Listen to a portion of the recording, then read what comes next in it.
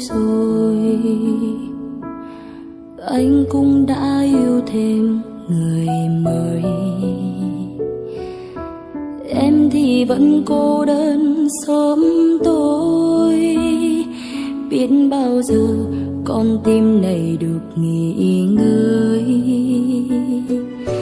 Chơi vơi giữa bao tố cuộc đời, nước mắt cũng đã rơi nhiều rồi. Cô đơn trong cuộc vui đông người, cô mỉm cười nhưng trong lòng chẳng được vui. Khi đã yêu một ai thật lòng, đâu nói quên là quên phải không? Khi người ta đã hết yêu rồi thì níu kéo cũng chỉ vậy thôi. Nên đừng bao giờ gieo hy vọng, rồi dập tắt cũng chỉ bằng không.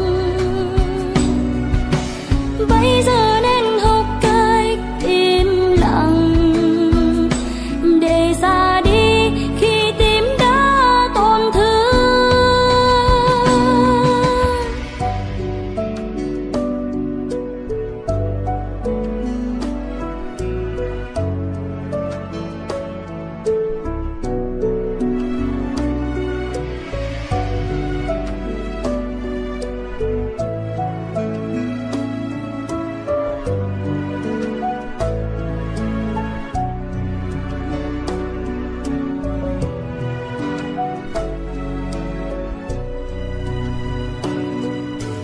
Chơi vơi giữa bao tố cuộc đời,